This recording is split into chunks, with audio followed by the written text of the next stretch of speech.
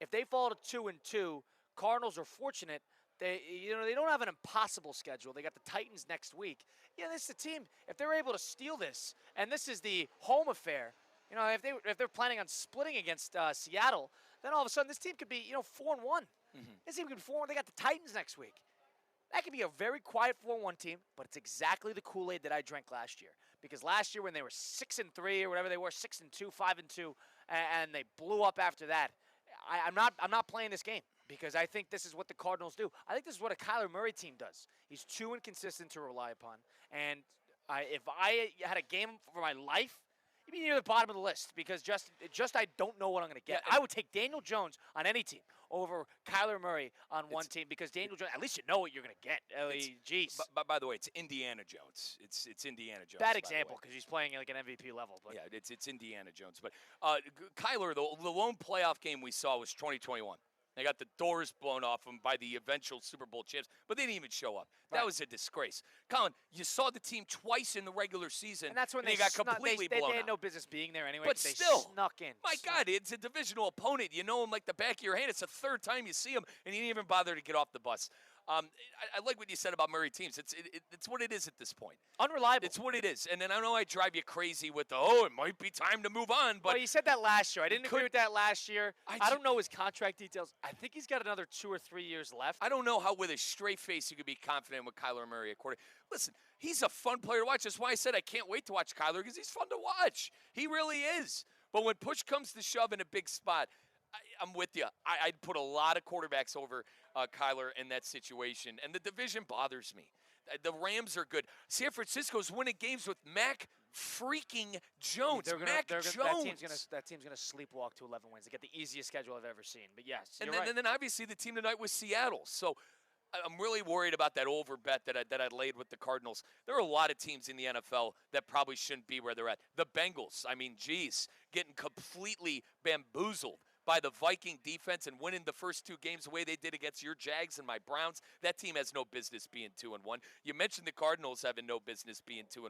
And then on the flip side, you have the Denver Broncos who are 1-2 and have been able to play away 2 in the games, the Charger game and the Indianapolis game. Right. So we talk a lot on this show about, are you going to win the close games? Context. Who's context, too. Yes, but who's going to show up in the one-score games? Who's going to show up in the push-come-to-shove moments? Because those are the teams that are probably going to have a chance in the playoffs and going to be in the playoffs representing their divisions and or wild cards. Kyler Murray this year has another 3 years on his contract, including this year, plus a club option in 2028. His cap hit this year is $43 million, then $53 million, then $43 million for the remainder of that contract. He's got a club option.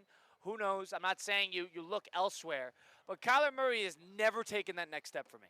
He has never taken that next step. I was there last year. I truly was there last year. He's a fun quarterback. He's someone who could possibly. He's fun. That's the way to describe it. He's fun. 8 to 9. He's not reliable. Could consistently probably get you anywhere from the 7 to 8 to 9 win total. And for some godforsaken reason, I'm on the over. But yeah, I'm with you, Kyle. That's why I said it. I don't know. I think if you're Gannon, how about that? Shane Steichen, the offensive coordinator for the Eagles, left for Indianapolis. He's got obviously Indiana Jones now, but before that was Anthony Richardson. And then now Gannon, the defensive coordinator of that Eagle team, he's in Arizona kind of not knowing what – he wouldn't say this in public, but I think in his heart of hearts, not really knowing what to do with Kyler Murray with that contract kind of coming up here It's not just soon. him, too. Agreed. I mean, he's got a problem at the receiver position, especially that 1A receiver position. He's got a great tight end in Trey McBride. Their defense has played pretty well. They've been able to keep them in games. It's just that lack of reliability from that offense, and most notably Murray, makes me very nervous about that team. Yeah. It really does, because if I look at Seattle, now let's keep in mind, you want to talk about context, Seattle's very fortunate they got out of Pittsburgh. Very fortunate they got out of Pittsburgh. Caleb Johnson knew the rules on the kickoff. We might be talking about a different game. That completely upended that entire game and handed Seattle the win 2 weeks ago. That poor kid's been in the dog. And he hasn't played. He didn't get a snap last week. He didn't get a snap last week, as he shouldn't have. He cost him a game, in my opinion. It was a 17-14, and he gives a – oh, my God, don't even remind me. Point is, they were fortunate to get out of that. Now, they played their best game thus far, all over them defensively, all over them offensively, won by 40 points. That was last week against New Orleans. Now they're playing on a short week on the road. They've already lost a home division playoff game in that week 1 against the Niners. Now it's time for them to at least get a piece back of the division, because if the goal is at the very least to go 3-3, you need to steal a game on the road now, and this would be a great opportunity. Thursday night football, short week. Cardinals coming off their first loss. Everybody's pretty moderately healthy. Kenneth Walker is going to be playing.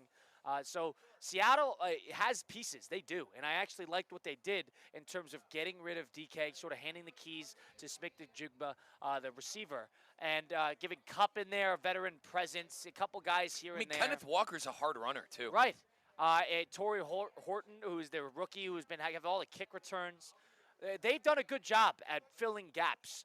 I actually like Seattle. I agree. When we blitz the book, I believe we are today, a little later on in the program, or make our picks, I agree with you. I would be on Seattle tonight, especially on the road. I don't love the road environment, but they need to steal one on the road, and this would be a good opportunity. It's very early in the season, but my 3-week kind of review of that division is that the Cardinals are no doubt the worst team in it. With San Francisco winning with Mac Jones. The thing about San Francisco is San Francisco has injury after injury after injury. But the schedule, schedule game, man. If we're playing the schedule game, they're going to win 10 games. They're going to be around. I think the Rams, I know they're coming off that heartbreaker to the Eagles with the kick 6 at the end of the game, but I still think the Rams are a 10-win team. Probably remember, Kyle, I decided to fade the Rams and take the Cardinals. I don't like my future bet right now. I got to be honest. Three weeks in, obviously into week 4 tonight with the Cards hosting Seattle. I'm not liking that future bet right now because it looks like Arizona is probably the worst team in that division. Yeah, and it's funny that San Francisco is sitting there at 3-0 and they have no business. And I would take we're not doing it, but I would take Jacksonville this weekend. I think Jacksonville's going to. Why not? If you're so good about it, let's go. Points. I'm for it. Whatever. I love taking my team. We'll take the Guardians tonight too. Let's go. Now, here's the problem with the Guardians. If you want to take a game. What's the problem? Because the Astros They've won like 15 to 16. What's the problem? Hold on. The Astros are winning right now. And the Astros are winning easy. They're winning like 5-0 in the second inning. Detroit's going to see that and say, all right, Astros are winning. We actually have to win now. Because what happened the last month? I know. What has been the conversation? There's something about mojo. Month? There's been something about the mojo. They see the game. There's no mojo. It's on the clubhouse. It's on the Astro Athletic game is on in the clubhouse. They got Monstarred. Their powers got taken from them back in August. Mike, it's 5-0. They've won like 7 games in a month and a half. Mike, it's 5-0. Well, you're a doomsday A's fan. You won 2 out of 3 already.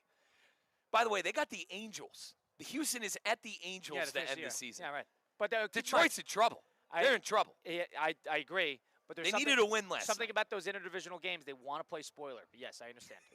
That's exactly what the A's are doing. They want to ruin the Houston season, and that's exactly what they're doing. The A's have been one of the best watch. They're home run derby every time. It's home run derby, or they can't get a hit because they're in a godforsaken ballpark and they can't pitch. So the other team gets a bunch of homers because they can't pitch. Oh my God! And then they play in a ballpark with a 222-foot left field. Oh the best was when a manager got thrown out and he had to do like the walk of shame. He had to do the walk of shame. Because they don't have access. You got to go out the parking lot and walk around the stadium. He had to do the walk of shame all the way to the outfield. They do the media availability in a shed in the outfield. Oh my God! What a disgraceful situation. But they're winning games. That's all I care about. They're helping the Guards out. And they got my over too. So I hit my over last night. Firm handshakes. And we're going to hit the Red Sox too. Yeah, we're going to hit the Red Sox if they win in the next 4. Should be all right. Dude, the only baseball future I'm missing is Washington. That's the only dead ticket I have. The Reds hit. I took the D-backs. The D-backs burned me. I took the D-backs. And you know the funny part is I'm only about 3 or 4 games off of the D-backs, and they had all those injuries. They sold at the deadline, and they still were right there. They're going to finish the season with 82, 83 wins. I need them to get to like 87. Yeah. So that's going to burn me. But nonetheless, as we roll on here, 888-760-3776.